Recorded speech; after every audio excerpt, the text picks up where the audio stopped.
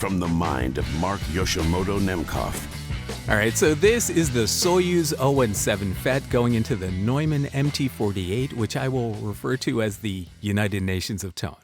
And you can hear really just the 017 FET's really beautiful mid-range clarity popping out through the MT-48. It really is a nice pairing.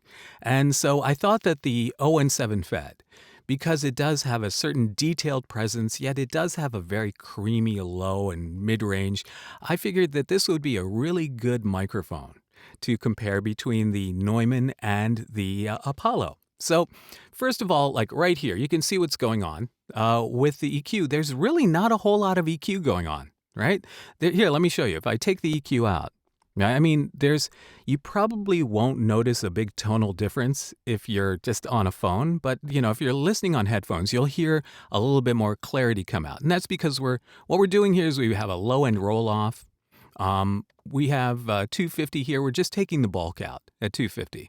Then we have a little presence pop around 4, just all the same usual stuff I usually do, and a little airlift around 11. Again, if I take it out, I mean, you can definitely hear that the EQ is helping. So, and then also, let's see with dynamics, right? So not a whole lot going on. I mean, we have the gate killing the noise.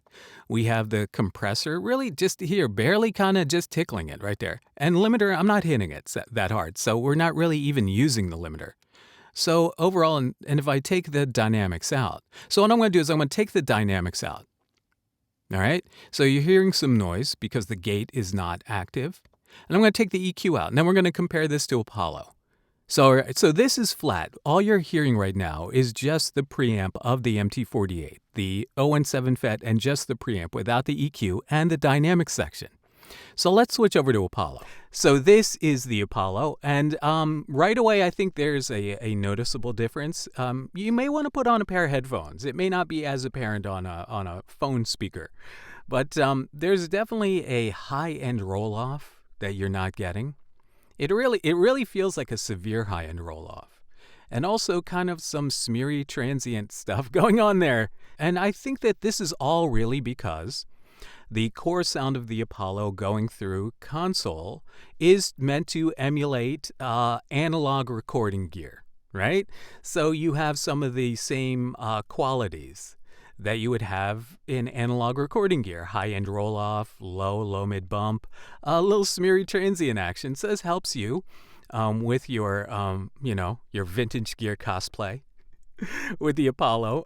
So yeah, but there's definitely a difference. And a lot of that has to do, I think the preamps are probably pretty clean. It's really the converters are the thing. Now let me switch back to the Neumann. All right, we're back on the MT-48. I think you can already hear a big difference. Let's turn the dynamics and the EQ back on. Get back into more of a gig sound here. All right, so yeah, listen to how that cleans up so nicely. Just really on the unit. I'm very pleased with this. So yeah, so what you're hearing with the Apollo, the preamps on the Apollo are just probably gain on a wire. And you're really hearing the sound of the conversion. So what I recorded in this example was coming straight out of the Apollo. So you were hearing the Apollo input and output conversion, the ADC and the DAC. As the same you're hearing right now, the ADC and the DAC on the MT-48. And the difference here is that the conversion on both units is very, very different. The conversion on the Apollo, all right, let's talk about them because they're similar in one regard and they're not similar in a very important regard. So let's start with the ADC, right? Analog to digital conversion, right? The conversion of your signal so that it can be processed through the unit. So the ADC on both units are made by a chip company called AKM. And now we're getting to some really nerdy stuff. So AKM is a Japanese chip manufacturer who makes pretty much chips for almost all the music industry companies because AKM chips are regarded, their ADC chips are regarded as having a very musical sound, which is why I think the MT-48 does have that little dollop of that little, like I said, it has a quarter cup of umami in it. And I think it's the AKM, the sound of that chip. So they both have AKM ADC. The difference is that the AKM chip on the Apollo is here, I want to get this right, is a 5388, right? So really on most of the Apollos that you hear, including the X6, is a 5388, AKM 5388. And I mean, look, it's not a bad chip. It is a chip for recording audio, right? And it has a sampling rate that goes up to 216 kilohertz, right? That's pretty great.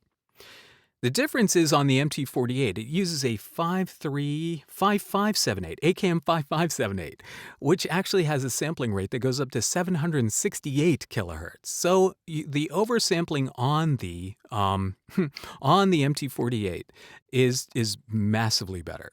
These are conversion. This is not a subjective analysis. This is data. So the DAC on both are made by a company called ESS. And the difference is AKM chips are regarded for their musicality. The ESS chips are regarded for their surgical precision. So both ESS chips, again, are from different grades. On the, I just want to get this right. So on the Apollo, it's an ES9016, right? 32-bit 8-channel audio, digital audio conversion, right? Pretty good stuff. On the MT-48, it's a ES9026 Pro, 32-bit Hyperstream 8-channel audio DAC. The difference is that the conversion chips on the Apollo are good, but they're consumer grade, right? The chips on the MT-48 are mastering grade, right? Now that doesn't diminish what you're doing on the Apollo. I think it all goes towards the fact that the Apollo is engineered to really emulate analog recording sounds of years gone by. So you do get a little bit of that smeariness, you get a little bit more of that, kind of low-end fatness in there, and that high-end roll-off, really, again, for your vintage gear cosplay. And so it works for that, which is why I'm really starting to think that while the Apollo is really a great tool for music, I think it's better suited for music than it is for voiceover, because in this day and age, the clarity of your voiceover, your tracks, is so much more important than ever. As someone who does a lot of voiceover work, I can tell you that the trend has changed over the last 5-6 years a lot.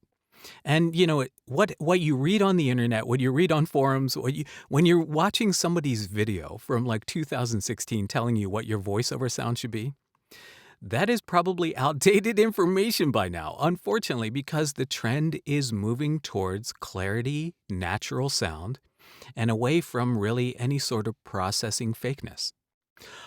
So overall, I feel like this was a necessary jump to the Neumann, because even if overall, right, even if your perception of the quality of the output of both units is that you say to yourself, you know what?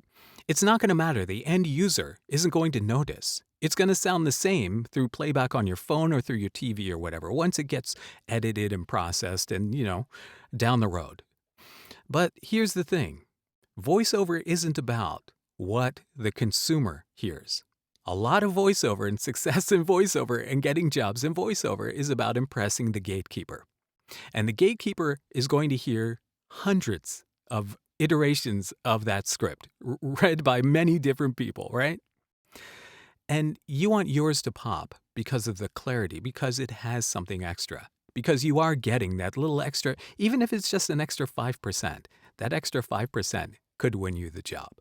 And I have to tell you that from my personal experience working with the MT-48 for the past week, I've been really busy. My clients are super happy with this sound, but the auditions I've done have been pretty successful at a higher win rate than what I normally get. So far the empirical evidence is pointing to the fact that the MT-48 is going to pay for itself in no time. Overall, right? My final assessment is yet to come. But I am getting close to really feeling like the Apollo sound is not something I'm going to embrace going forth. with voiceover. What I may do, and I think a lot of it is also because the digital audio conversion on the back end is better on the Neumann. I think that it's possible to do work with the Apollo as an input, and then going ADAT out from the Apollo into the Neumann, and then using the Neumann digital audio conversion out. So just using the Neumann converters, getting a cleaner sound going out, I think will help it a lot. But I think the days of me just using the Apollo straight through are done. I think that the difference that I'm hearing in terms of quality are enough to convince me that this is the path forward, the MT-48. So I know some of you wanted to hear both the 017 FET and the difference between the Apollo and the Neumann, and so I thought I'd kill two birds with one stone. All right, so this has been going on way too long. So what do you think, Nation? What do you think? I know that there are a lot of Apollo fans out there. And I'm not telling you that your Apollo is not useful anymore. I'm not telling you that I'm not telling you not to use your Apollo. I'm not telling you to throw away the investment that you've made in your Apollo, which I completely sympathize with. I have made a lot of investment into my Apollo system. But the truth is that this is a competitive business, and middle of the road isn't going to win you jobs. So there's a lot to digest here for me still. But I need your comments. I really need them. I need them. Let me know. All right. Until next time. This is Mark Yoshimoto Nemkov, fading to black.